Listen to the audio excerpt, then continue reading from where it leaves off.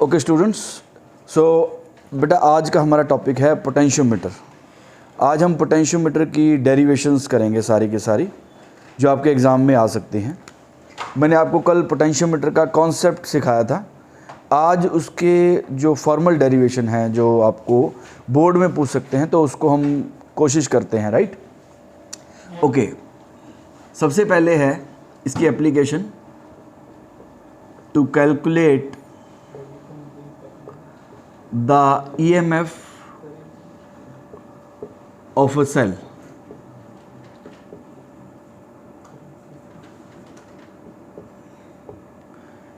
एक सेल का EMF हमने कैलकुलेट करना है using potentiometer.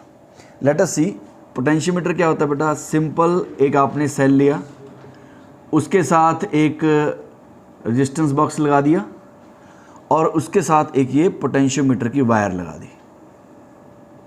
This is the potentiometer wire, right. This is the cell. इसकी EMF होगी बेटा E डैश, इसका रेजिस्टेंस मान लेते हैं R डैश, और ये जो वायर है, इस वायर की रेजिस्टेंस सपोज R है और इसकी लेंथ है L। अब हमने क्या किया, जिस सेल का EMF हमने कैलकुलेट करना है उसको सेल को हम इधर लगाते हैं ऐसे। ये इसके साथ गैल्वेनोमीटर लगा दिया। ये सेल है, इसका EMF E है। नाउ ये जॉकी है, इसको जॉकी को हम डिफरेंट जगह पे प्रेस करेंगे।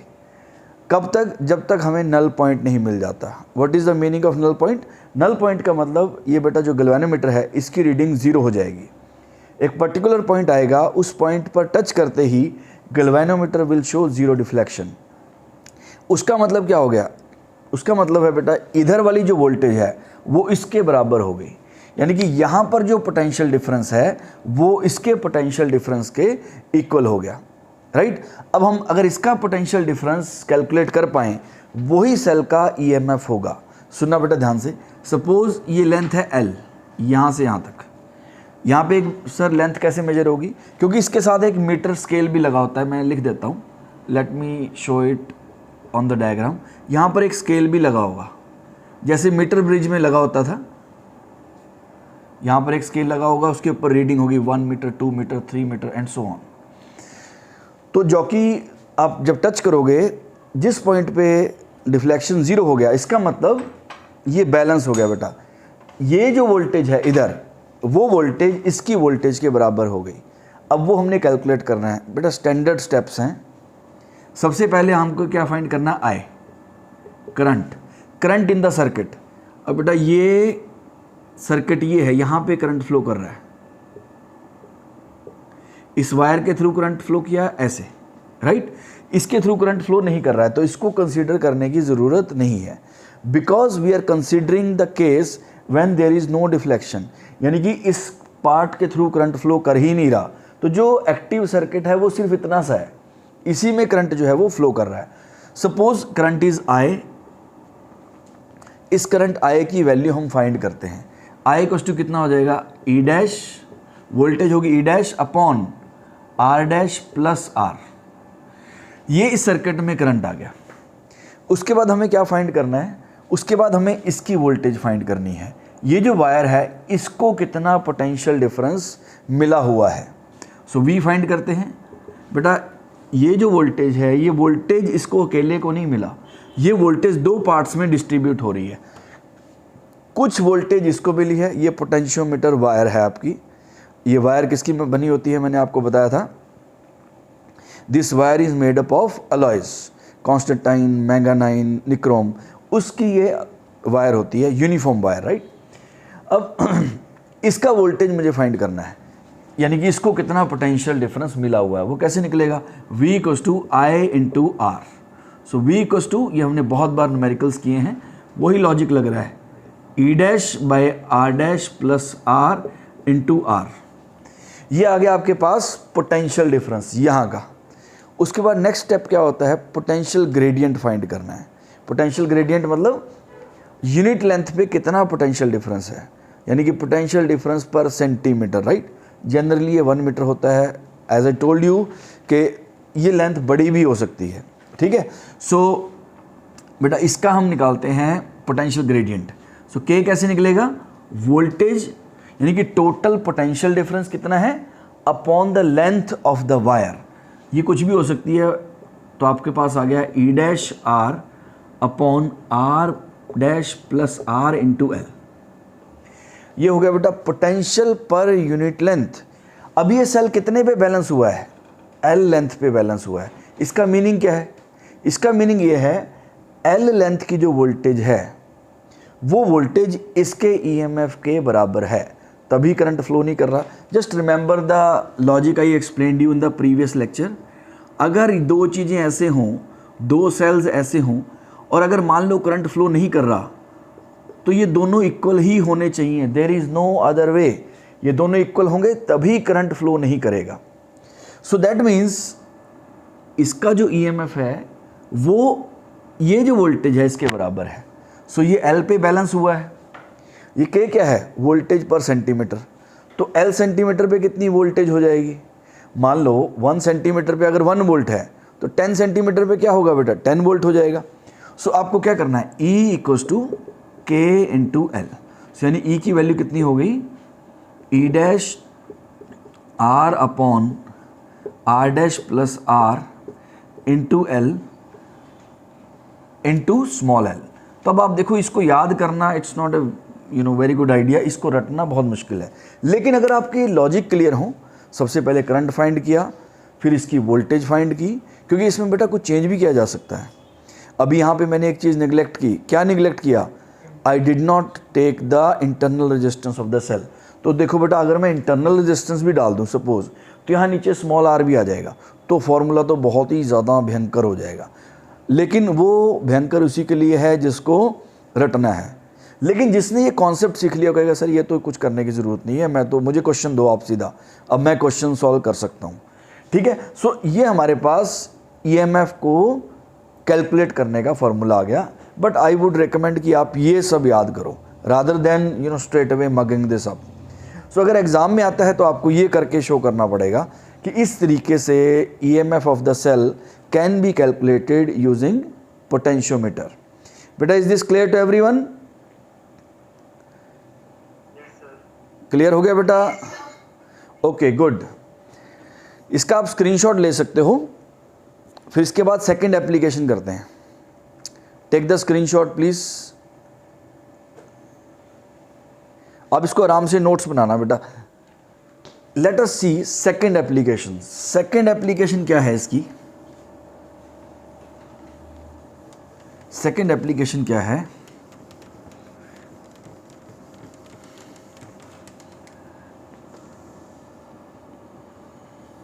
सेकंड एप्लीकेशन है बेटा इसकी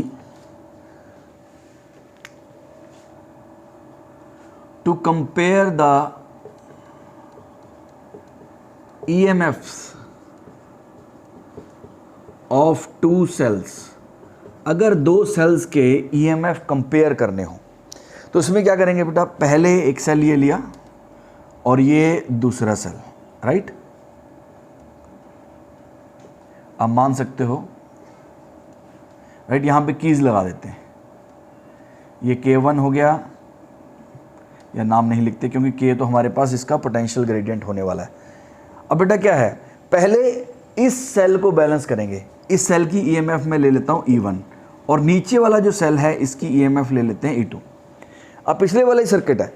सबसे पहले हम क्या करेंगे, या इसको अगर if it is confusing let me remove this. ये E1 कनेक्ट किया मैंने, E1 कनेक्ट किया, ये सारा सर्किट कंप्लीट हो गया।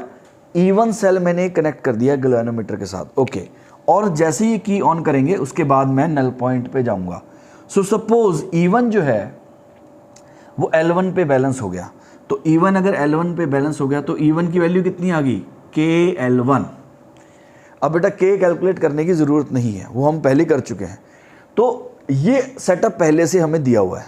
हमें बोलेंगे बेटा, आपके एग्ज़ाम में ऐसा आएगा, draw the circuit of potentiometer where the EMF of two cells is compared. तो आपको ये सर्किट ड्रॉ करके दिखाना पड़ेगा, ओके। और अब ये E1 हो गया, उसके बाद आपने क्या करना है, दूसरा सेल लेना है और दूसरा बैलेंस पॉइंट ढूंढना है। सपोज ये L2 पे बैलेंस हो गया, बेटा अकेला अकेला करेंगे, पहले इसको हटा के फिर दूसरा लगा दिया। अब सपोज ये जो है ये L2 पे बैलेंस हो गया, तो E2 की वैल्यू कितनी होगी, E2 equals to KL2। So compare करना है बेटा, कैलकुलेट नहीं करना, compare. So E1 by E2 कितना हो गया, L1 by L2। So that is how you can compare the EMFs of the two cells. तो दो सेल का EMF आप ऐसे कंपेयर कर सकते हो। सर्किट सेटअप किया पोटेंशियोमीटर का, उसके बाद एक सेल लगाया और नल पॉइंट ढूंढ लिया। नल पॉइंट ढूंढा, सपोज वो L1 पे आ गया, तो E1 कितना हो गया, KL1। सिमिलरली फिर सेकेंड सेल लगाया E2, उसका नल पॉइंट ढूंढ लिया, सपोज वो L2 पे आ गया, so E2 is KL2 and then you can divide and you will get L1 by L2। यानी कि सेल्स की रेशियो जो है वो लेंथ की रेशियो के बराबर हो जाएगी। बेटा is this clear to everyone? Anyone has any query in this? Is this clear? Yes, sir. Okay good.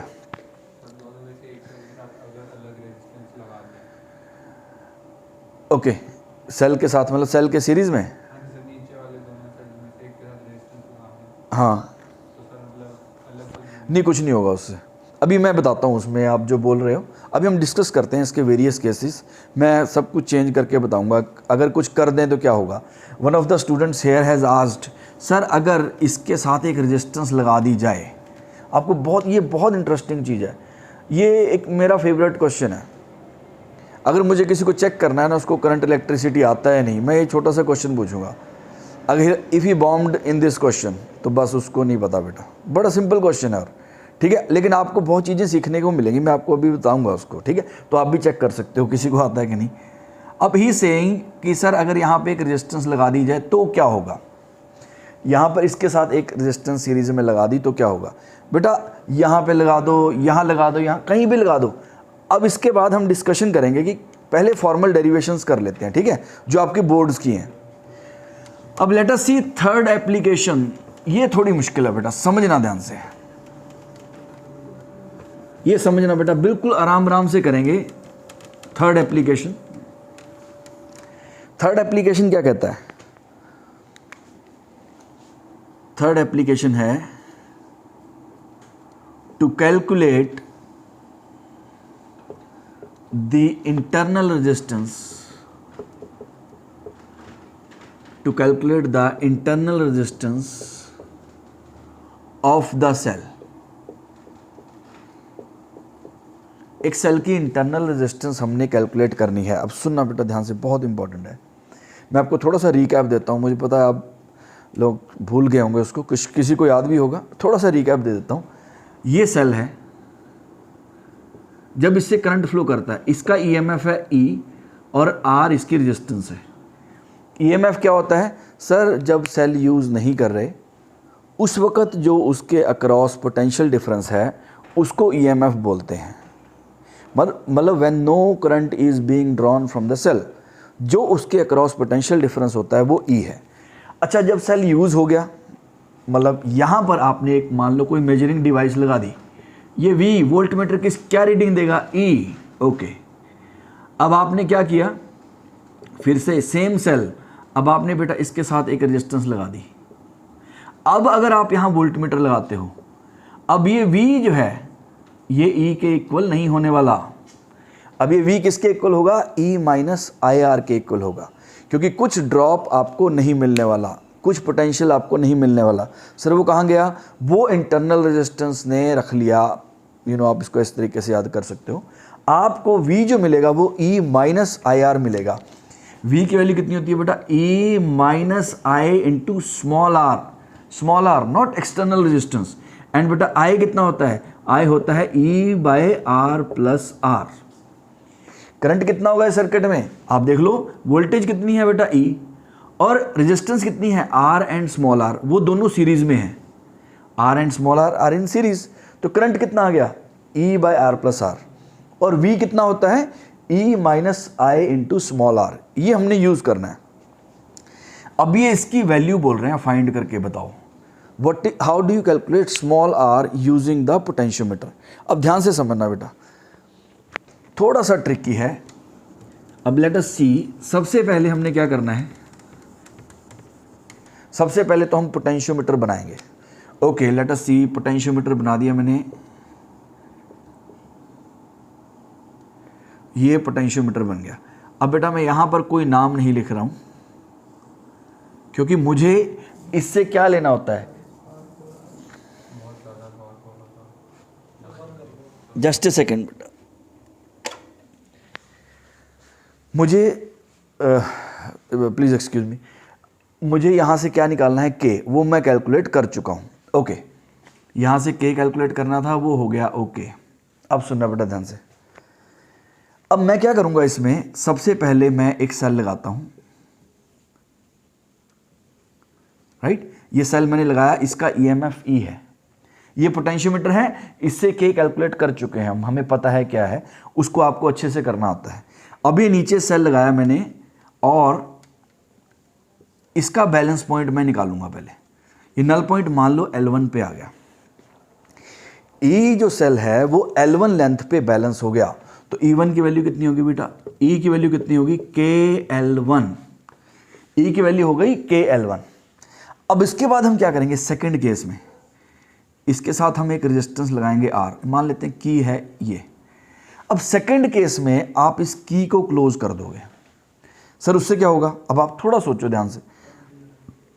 जैसे ही इसको क्लोज करेंगे, अब इस ये छोटे वाला जो सर्किट है इसमें करंट फ्लो करेगा, ये छोटे वाले सर्किट में करंट फ्लो कर रहा है, और आपने नल पॉइंट ढूंढ लिया। जब पहले ये ऑफ था, यानी कि ये तो मैटर ही नहीं कर रहा, क्योंकि सर्किट ही कंप्लीट नहीं है, तो पहले E1 को बैलेंस नहीं किया मैंने, यानी कि आप इसको हटा के देखो एक सेकंड के लिए, ये पहले सिर्फ इतना सा सर्किट है, E1 के लिए नल पॉइंट निकाला, यानी कि करंट जीरो, सॉरी E1 बोल रहा हूं, E के लिए, तो E = KL1, L1 ये लेंथ है जिसपे ये सेल बैलेंस हो गया। उसके बाद मैंने सेल को शंट कर दिया।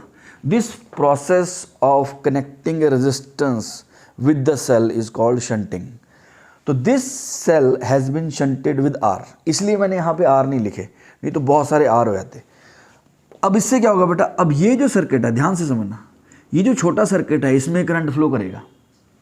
अब इस पॉइंट और इस पॉइंट में जो पोटेंशियल डिफरेंस है, पहले कितना था, E था, अब इस पॉइंट और इस पॉइंट में कितना पोटेंशियल डिफरेंस है वो बैलेंस होगा।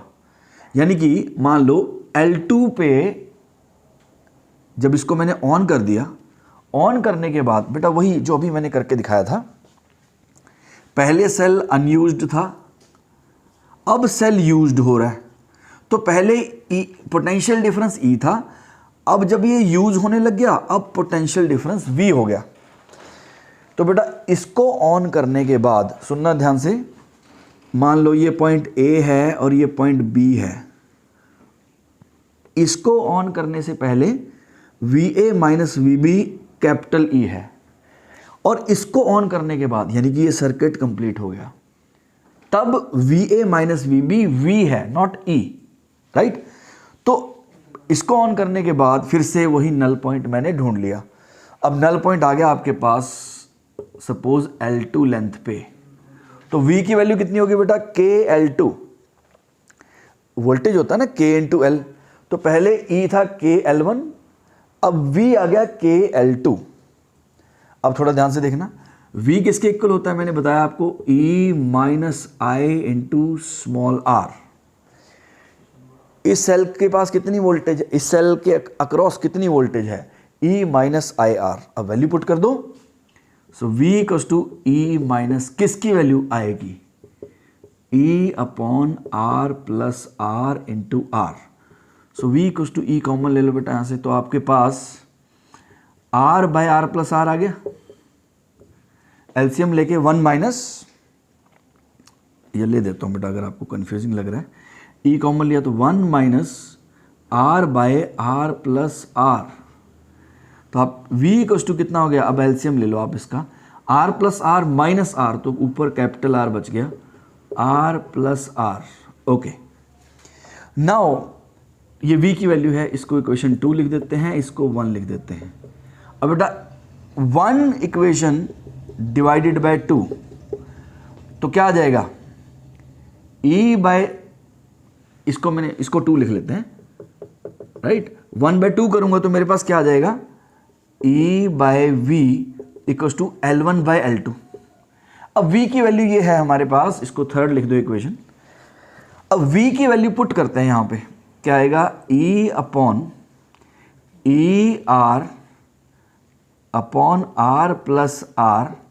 Equals to L1/L2। मैंने कुछ नहीं किया बेटा, V की वैल्यू जो है वो E की टर्म्स में यहाँ सब्स्टिट्यूट कर दी है, तो E कैंसिल हो गया।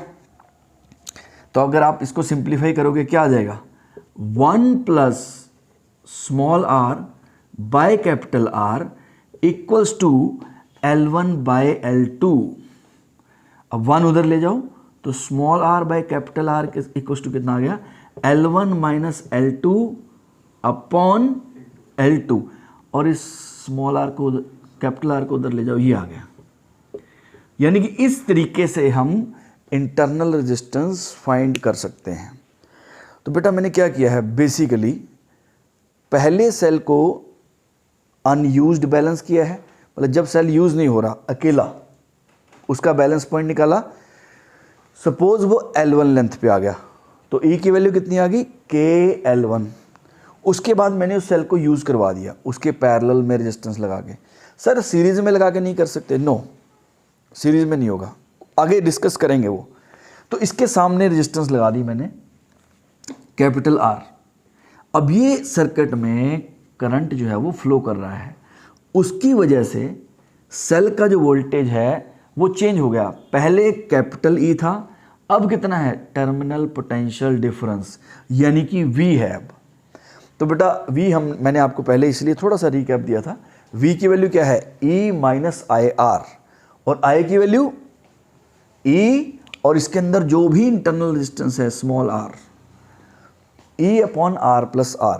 उसके बाद तो मैंने मैथमेटिकल मैनिपुलेशन की है, तो आपके पास ये फॉर्मूला आ गया बेटा, R equals to L1 minus L2 upon L2 into R। तो ये आपसे पूछेंगे कि how do you calculate the internal resistance of a cell using the potentiometer. बेटा क्लियर हो गया,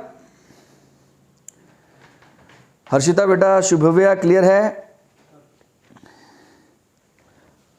हाँ जी बेटा। सर जो हमने नई रेजिस्टेंस R बनाई है, हाँ जी सर रेजिस्टेंस R रॉड की है, ये दोनों पैरेलल में आपस में हैं? ये नहीं बेटा, ये सर्किट ही अलग है इससे। नहीं सर, लेकिन अगर तुम बोलना चाहते हो तो ये बोल सकते हैं कि ये इतनी लेंथ इसके पैरेलल में है, ये तीनों पैरेलल में है, इतनी लेंथ ये और ये तीनों पैरेलल में है। ये पूरी नहीं बोल सकते। नहीं पूरी नहीं सर, मैं उतनी लेंथ की। हाँ ये इसके पैरेलल में होगी। सर रेजिस्टेंस जो R हमने नया बनाया उसके पैरेलल में है ना वो? हाँ हाँ बिल्कुल बिल्कुल। तो उसे हम ऐसे नेट रेजिस्टेंस R सॉल्व कर सकते हैं? अगर मैं इसको रेजिस्टेंस, तुम बोल रहे हो कि इसकी रेजिस्टेंस इसमें लेके कर सकते हैं, और सर सेल की भी तीनों की RE एक साथ ही कंसीडर कर लेते हैं, तो नेट रेजिस्टेंस आ जाएगी। नहीं बेटा नहीं, अगर क्योंकि इसमें करंट फ्लो नहीं कर रहा, ये आपस में बेटा इंटरचेंज नहीं कर रहे हैं कुछ, तो इसको यू आर सेइंग ये सर्किट का, एक मिनट बेटा सब इसका स्क्रीनशॉट ले लो please. Now you are saying कि ये अच्छा, अगर मैं तीनों को पैरेलल में लूँ उसके बाद क्या करेंगे? नहीं सर ये और दूसरे तरीके से हो जाएगा सॉल्व। नहीं अगर देखो, नहीं यस, हाँ जी L1 L2 सर तो हमारे पास वो न्यू V के रिलेशन में आ गया ना, L2 जो हमने नई लेंथ निकाली है, जो रेजिस्टेंस जिसके कारण हमारे पास ये जो यहाँ पे वोल्टेज आई है ये L2 की वोल्टेज के बराबर है। यस सर, और वो मैंने लिखा V equals to KL2। Yes sir, तो हम उस वोल्टेज से जो V है वो निकाल सकते हैं ना, उस लेंथ से रेजिस्टेंस R से, क्योंकि करंट तो हम पहले निकाल लेंगे जो रॉड में फ्लो कर रहा है। बेटा यस, देखो please try to understand what you are trying to say is कि मैं फिर से करंट वगैरह कैलकुलेट करूं अगेन। अब आपके सामने देखो बेटा, जब आप आपके पास ये फॉर्मूला है, सुन इसका एडवांटेज बता रहा हूँ। Yes you can get into the calculation and you will get the answer, but इस फॉर्मूले के एडवांटेज देखो। अब आपको कोई भी सीरीज पैरेलल कनेक्शन करना ही नहीं है। अब आपको यहाँ से क्या करना है, सुनना बेटा, आप ध्यान से सुनो, ये आप एक लेमन से भी करवा सकते हो। आपको सीरीज पैरेलल आता है, किरचॉफ्स लॉ आता है, आप इसको कर लोगे सॉल्व। मैं जो कह रहा हूँ सोच के देखो, अब आपको क्या करना है, सिर्फ आप किसी बच्चे को भी सिखाओ जिसने साइंस भी नहीं पढ़ी, भाई क्या है, पहले एक सेल लगाओ और ये L1 मेजर कर लो। See try to see the advantage of this. किसी को अगर ओम्स लॉ वगैरह कुछ भी नहीं आता, उससे भी ये कैलकुलेशन हो जाएगी। तो ये बस ये टाइम सेविंग है। तो पहले आपने क्या करना है, इस सेल को बैलेंस करना है, नल पॉइंट निकाल दो जी इसको कनेक्ट करके। तो पहले L1 निकाल लिया, फिर उसके बाद सेल को शंट किया, कितनी रेजिस्टेंस है वो पता होनी चाहिए। उसके बाद हमारे पास L2 आ गया, तो सीधा फॉर्मूला बन गया बेटा ये, small r equals to L1 minus L2 by L2 into R. We are now measuring rather than calculating. ये मेजरमेंट हो गया एक तरीके से, क्योंकि हमें लेंथ ही मेजर करनी है। वो तो कैलकुलेशन हो जाएगा, मैं किरचॉफ लॉ लगा के कुछ भी करके कैलकुलेट कर सकता हूँ, लेकिन यहाँ पे आपके पास मेजरमेंट से आंसर आ जाएगा, right. You can get into that कि अगर ये पैरेलल में हम लेके करें, यस कैलकुलेशन हो जाएगी, देयर इज़ नो प्रॉब्लम, लेकिन यहाँ पे हमारा टाइम सेव हो जाएगा, राइट। इसके क्वेश्चन करते हैं बेटा, उससे आपको क्लियर हो जाएगा। मैं क्वेश्चन करवाता हूँ इसके। बेटा ये आपको बोर्ड्स में करके दिखाना पड़ेगा। अगर ये 3 मार्क्स में आता है, वो बोलेंगे कि आप कैसे इंटरनल रेजिस्टेंस मेजर करोगे, उसका सर्किट ड्रॉ करके देखो। और बेटा अगर आपने एक भी रेजिस्टेंस ऊपर नीचे कर दी तो प्रॉब्लम हो जाएगा, तब आपको मार्क्स नहीं मिलेंगे। सीरीज पैरेलल अगर कुछ हिल जाता है तो प्रॉब्लम हो जाएगा।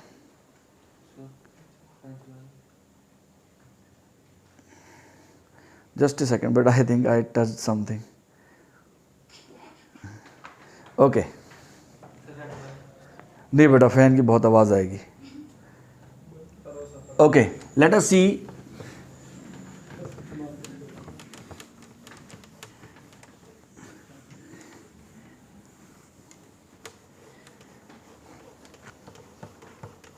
एक दो क्वेश्चन सॉल्व करते हैं बेटा, उससे आपको क्लियर हो जाएगा।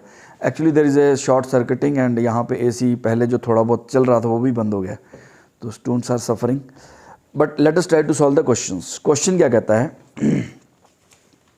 क्वेश्चन सॉल्व करते हैं बेटा इसके।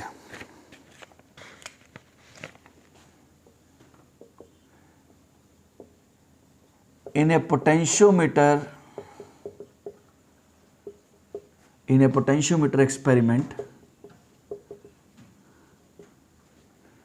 cell is balanced at a length 110 centimeter, and when the cell is shunted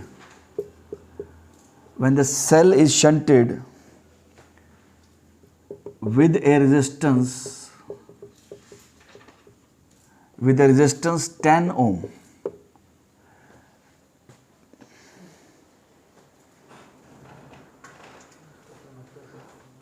when the cell is shunted, recording in progress, just a second beta, there was some technical problem. Okay, ये कहते हैं बेटा in a potentiometer experiment the cell is balanced at a length 110 centimeter, and when the cell is shunted with the resistance 10 ohm, it is balanced at 100 centimeter. ये कहता है बेटा पहले आपने सेल को बैलेंस किया, यानी कि विदाउट शंटिंग, सेल का अकेला, सेल को डायरेक्ट बैलेंस कर दिया, और आपके पास कितनी लेंथ पे बैलेंस हो गया, 110 पे। अब सेल के पैरेलल हमने एक रेजिस्टेंस लगा दी 10 ओम। अब बेटा वो बैलेंस कितने पे हुआ, 110 पे। अब ये बोल रहे हैं what is the internal resistance of the cell, small R लिख देता हूँ, आर की वैल्यू पूछ रहे हैं। अभी हमने फॉर्मूला बनाया था, क्या फॉर्मूला था, R equals to L1 minus L2 upon L2 into R. देखो बेटा ना हमें, वेरी गुड, ना हमें अब यहाँ पे क्या चाहिए, हमें K निकालने की ज़रूरत नहीं है, पोटेंशियल ग्रेडियंट निकालने की ज़रूरत नहीं है, राइट, और कुछ और चीज़ की ज़रूरत ही नहीं है, सीधा फार्मूला है। So this is the advantage of the potentiometer. एक बार आपने उसकी वर्किंग सीख ली, उसके बाद the question is straight forward. तो आर की वैल्यू कितनी आ जाएगी बेटा, L1 कितना है, पर आपको पता होना चाहिए बेटा ये आर L1 कितना है 110 माइनस L2 कितना है 100 अपॉन 100 इंटू आर कितना दिया हुआ है 10 दिया हुआ है। यानी कि देखो बेटा इसका मतलब मैं आपको थोड़ा समझा भी देता हूं। ये अगर पोटेंशियोमीटर की वायर है तो पहले आपने क्या किया, सेल को ऐसे लगा दिया और ये कितने पे बैलेंस हो गया 110 सेंटीमीटर। सेकंड केस में आपने क्या किया है, ये वायर है पोटेंशियोमीटर की, अब आपने इसके पैरेलल में बेटा यहां पे इसके पैरेलल में 10 ओम लगाया है, ये हो रहा है।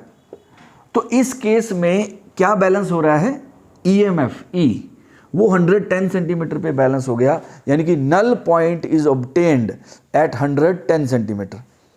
सेकंड केस में क्या है, अब ऑब्वियसली आपने सेल को शंट कर दिया, यानी कि अब सेल से करंट फ्लो करेगा। बेटा देखो इतने से सर्किट में करंट फ्लो कर रहा है, यहां पे कोई करंट नहीं है ये, क्योंकि ऊपर वाली वोल्टेज नीचे वाली वोल्टेज के बराबर है। So they are not exchanging any current. और ये कितना है 100 सेंटीमीटर यहां से यहां तक, तो ये 100 सेंटीमीटर पे बैलेंस हो गया।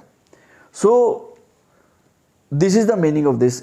इस केस में ये हो रहा है। बेटा आपको सर्किट भी ड्रॉ करना आना चाहिए, because they might ask you to draw the circuit also, they might not offer you the circuit. अगर वो न्यूमेरिकल क्वेश्चन देते हैं तो they might offer you the circuit, but otherwise sometimes वो सिर्फ स्टेटमेंट देते हैं और आपको सर्किट भी ड्रॉ करना होता है। बेटा क्लियर हो गया ये? फागुन्या बेटा, अगम, आर्यन, असीमता बेटा, भवनीत, कुणाल, मुकुट, शुभव्या, मुकुट क्लियर है बेटा? Okay good. Late us solve one more question. बेटा कुछ चीज़ें जो मुश्किल होती हैं वो बार बार करने से इजी लगती हैं, राइट। अब हम नेक्स्ट क्वेश्चन करते हैं, ये आप सॉल्व करना। अब फॉर्मूला आपके सामने रखा हुआ है, बिल्कुल इजी आपको लगेगा सब कुछ। नेक्स्ट क्वेश्चन क्या कहता है, अब यहां पे cell is shunted with 9 ohm, initial balance point is 80 and the balance point, second balance point is 60 centimetre. बेटा समझो पहले हो क्या रहा है, पहले मैंने पोटेंशियोमीटर में अकेला सेल लगाया, यानी कि without the resistance in parallel, without resistance के हमने उसको लगाया, तो कितना बैलेंस पॉइंट आया गया बेटा 80 सेंटीमीटर, यानी 8, यस गुड बेटा गुड, 80 सेंटीमीटर पे नल पॉइंट आ गया। और दूसरे केस में जब सेल के पैरेलल में यानी सेल के साथ एक रेजिस्टेंस लग गया तो बैलेंस पॉइंट कितने पे आया है 60 सेंटीमीटर, राइट। सो अब इसमें वैल्यू पुट करो, क्या आंसर आ रहा है बेटा, आया किसी का answer? Yes, any answer? I think so बेटा, आई थिंक नो, 6 भी आंसर नहीं है, 3 आंसर आ रहा है। ओके बेटा लेट अस सी, एक बार कर लेते हैं solve. L1 minus L2, L1 कितना है ये 80, L2 कितना है 60 अपॉन 60 इंटू आर कितना दिया हुआ है 9 ओम। तो बेटा कितना आ गया 20/60 इंटू 9, 3 आ गया बेटा, 3 ओम आ गया। सो सेल की इंटरनल रेजिस्टेंस जो है वो 3 ओम है। बेटा इज दिस क्लियर? बेटा आप सोच के देखो, अभी तो मैं समझ सकता हूँ, अब तो टेक्नोलॉजी इतनी एडवांस है, इतने अच्छे अच्छे मीटर आ गए हैं, एम मीटर मतलब इलेक्ट्रॉनिक मीटर आ चुके हैं, बड़ा इजी है कैलकुलेट करना। लेकिन ये जो चीज़ें हैं बेटा ये न्यूटन के टाइम की हैं, राइट। उसके टाइम उस वक़्त internal resistance of a cell का पता करना, that is how they measured it, you know, using potentiometers. ये डिवाइसेस तब की हैं ये, लेकिन आपको पढ़ाई जाती हैं ताकि आपको पता लगे okay this is how they struggled in the initial part of the science development. Now of course you don't have to go through all this, you know, all this pain. अब आपके पास मीटर हैं बहुत अच्छे अच्छे, right. अब तो इतने ज़्यादा एडवांस चीज़ें आ गई हैं, आप यू कांट इवन इमेजिन कि क्या कैसे मेजरमेंट हम कर लेते हैं। Okay, is this clear to everyone? Right, okay, let us solve one. हाँ जी बेटा, yes, okay, let us solve the next question. एक और क्वेश्चन करते हैं बेटा।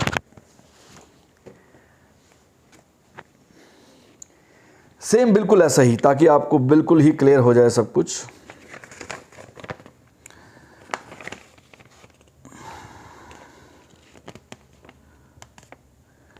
अब ये कहते हैं, ये एनसीईआरटी का क्वेश्चन है बेटा, 76.3 सेंटीमीटर पे सेल बैलेंस हो गया। उसके बाद जब सेल को हमने शंट कर दिया 9.5 ओम के साथ, now it balances at 64.8 centimetre. बेटा मैंने आपको सिंपल नंबर दिए थे, लेकिन एनसीईआरटी ने ऐसे डेसिमल वाले नंबर दिए हैं, क्योंकि रियली ऐसे नंबर आते हैं। वो सिर्फ आपको कॉन्सेप्ट सिखाने के लिए मैंने नंबर थोड़े आसान कर दिए थे। अब ये बोल रहे हैं आर निकालो बेटा। Please try to calculate this, see what happens. अब इसमें हमने पुट कर देना है बस, आर इक्वल टू कितना आ जाएगा,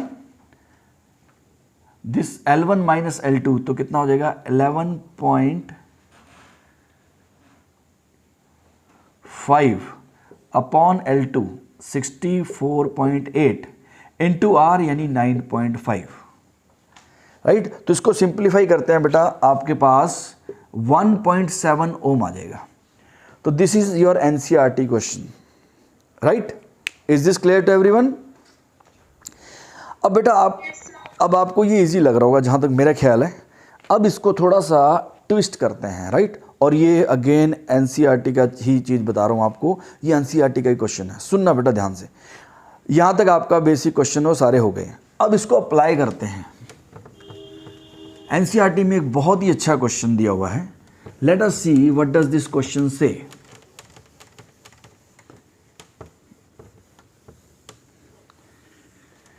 अच्छा, उससे पहले मैंने आपको बोला था कि एक क्वेश्चन मैं पूछना चाह रहा था आपसे। अब थोड़ा देखना और सोच के आंसर करना, और अगर आपको आंसर नहीं आता तो आपको बेटा लेक्चर दोबारा देखने चाहिए। आपको ये चैप्टर समझ नहीं आया है, सिंपल नहीं आया बेटा। एज साइंस में there are no two ways about anything, you know, इधर दिस और दैट, ठीक है।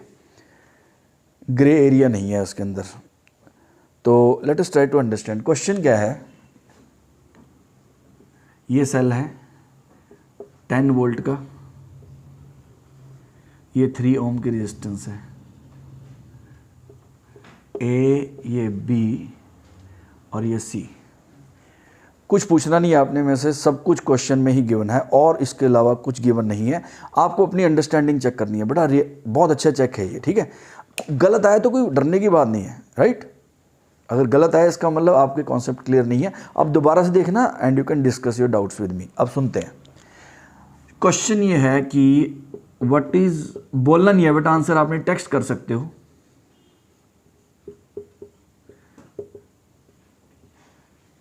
ये क्वेश्चन है, आपको ये बताना है कि what is V A minus V B and what is V A minus V C. आपको क्या लगता है बेटा? गलती से डरना नहीं है, आपको समझ आ जाएगा कि ओके, जब मैं समझाऊंगा आपको बहुत अच्छी चीजें पता लगेंगी। Anyone please, you can text the answer, see the question carefully. This is the question. This is the 10 volt cell and there is a resistance of 3 ohm alongside, right? Now they say, इन्होंने 3 points mark कर दिए हैं A, B, C. Now they are asking what is VA minus VB and what is VA minus VC. You can text your answer.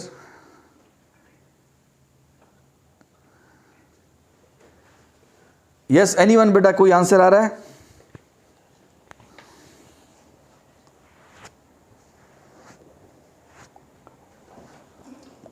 Yes,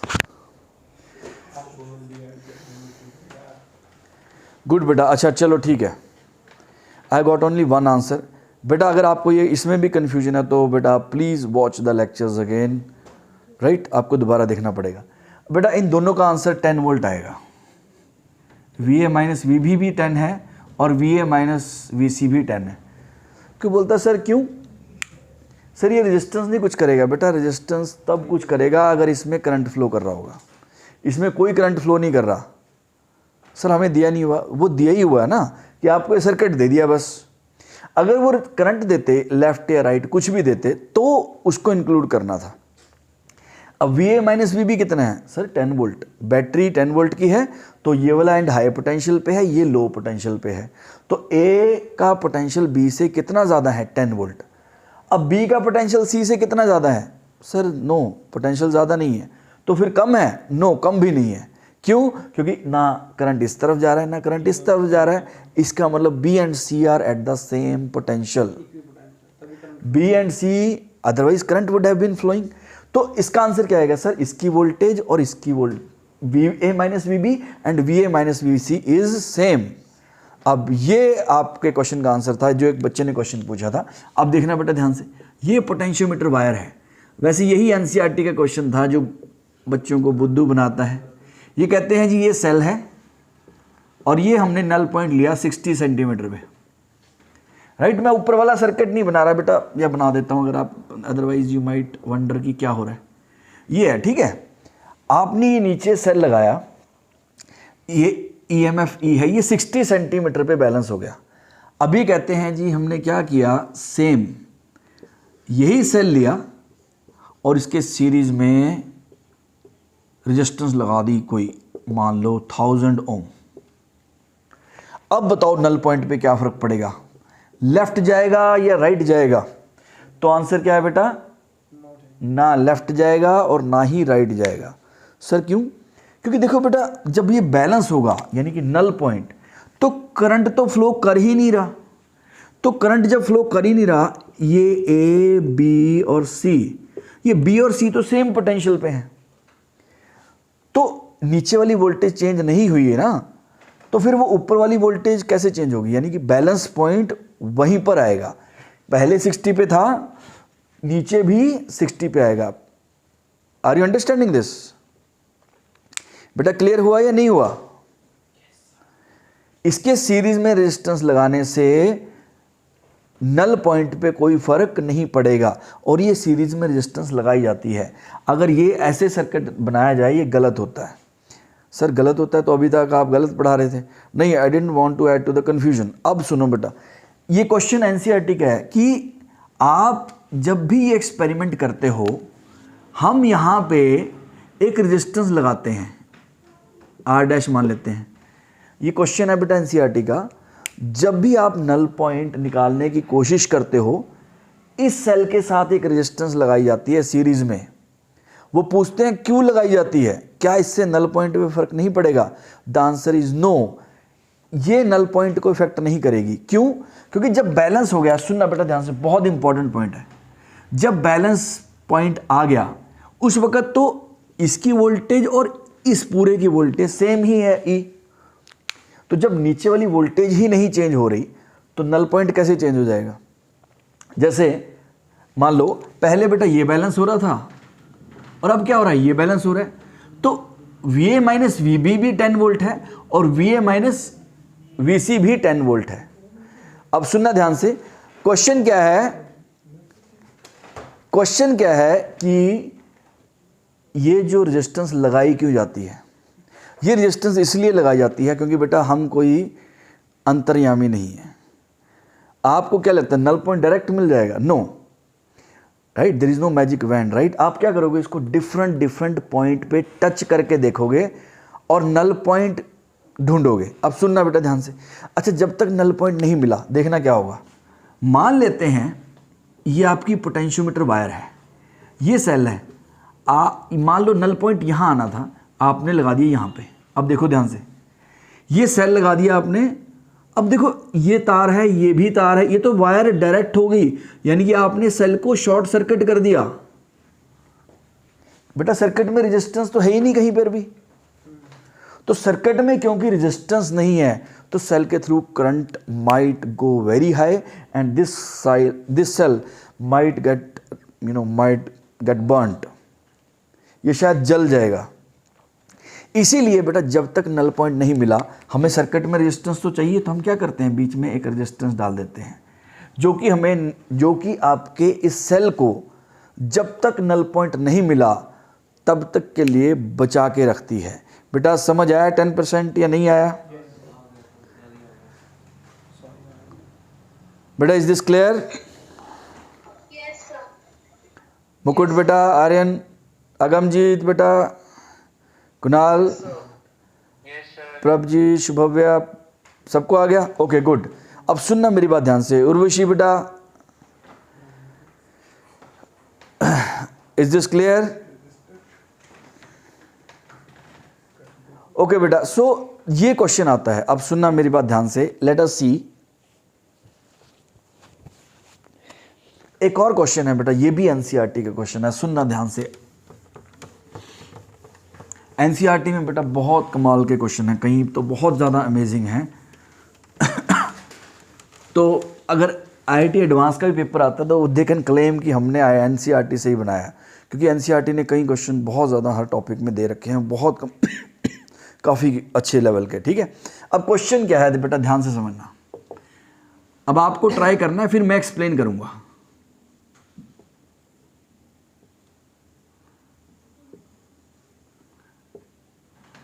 बेटा मैंने आपको अभी एक question जो करवाया था, ठीक है,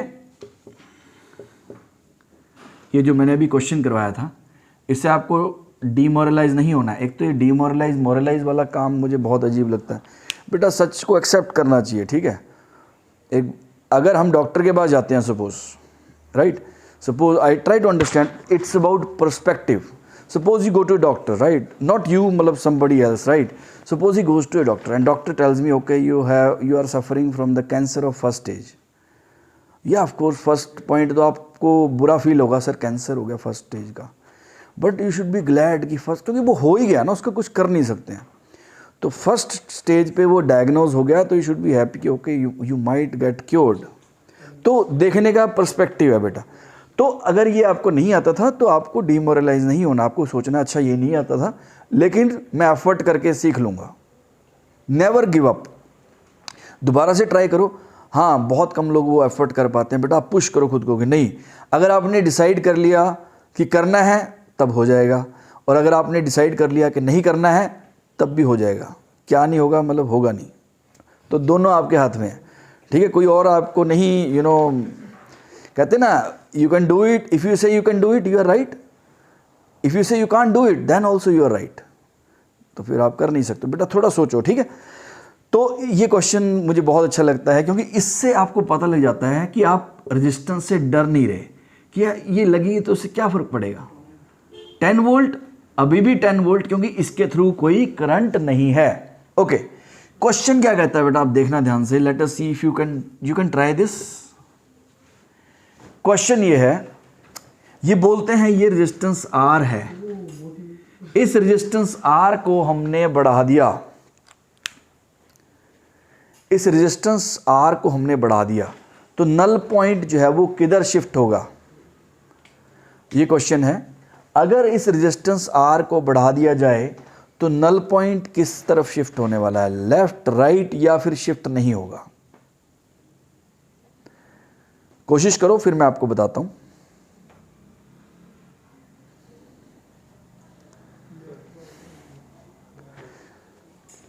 बेटा तुक्का लगाने से कोई फायदा नहीं है। अगर तुक्का करेक्ट भी हो गया तो उसका कोई पॉइंट ही नहीं है। You have to give the explanation, आपको एक्सप्लेनेशन देनी पड़ेगी बेटा, तभी बात बनेगी। गलत बेटा, एक मिनट, आपने क्या लिखा है, दोबारा भेजना बेटा। I think I read it wrong.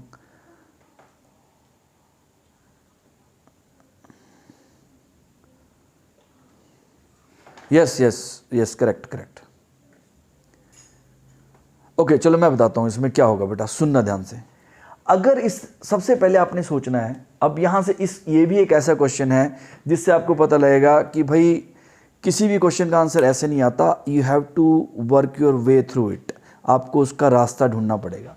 अच्छा, सबसे पहले हम ढूंढते हैं, मान लो ये EMF E है और ये लेंथ L1 है, मान लो। सुनना बेटा ध्यान से, इस रेजिस्टेंस के बढ़ाने से क्या फर्क पड़ने वाला, क्या चेंज हो जाएगा बेटा। इस रेजिस्टेंस को बढ़ाने से, मान लेते हैं ये E' है, इसकी रेजिस्टेंस मान लेते हैं सपोज स्मॉल r।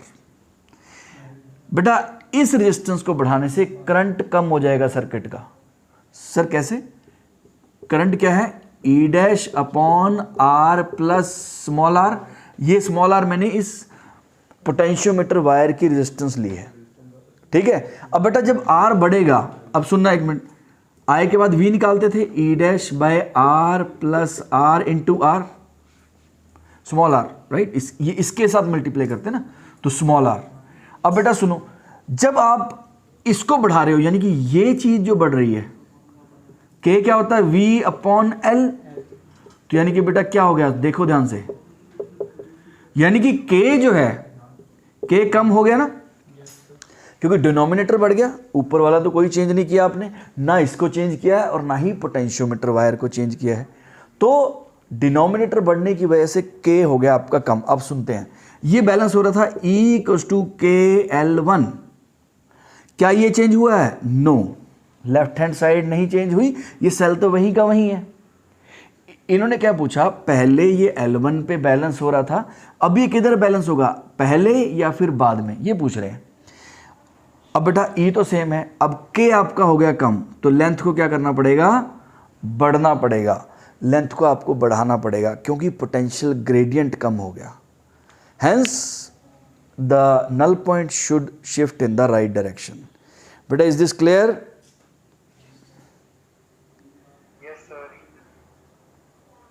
क्लियर हो गया बेटा सबको?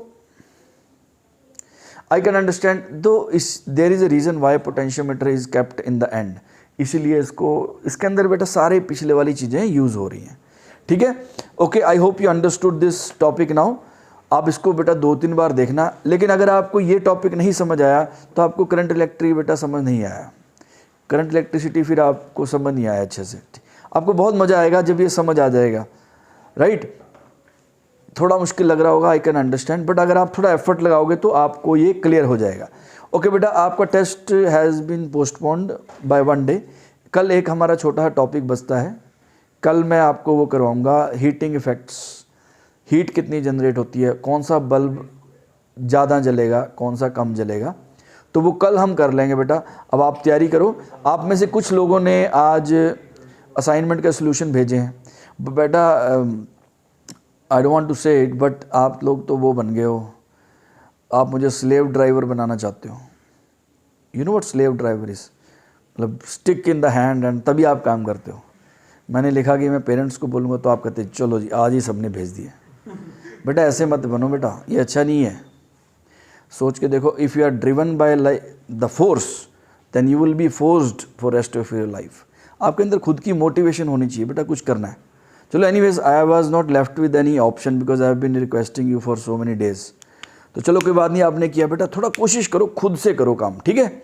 Okay, so I will see you tomorrow, take care, bye bye, see you. जो आपने भेजी थी वो तो कर नहीं रखी हमने। नहीं कर सकते।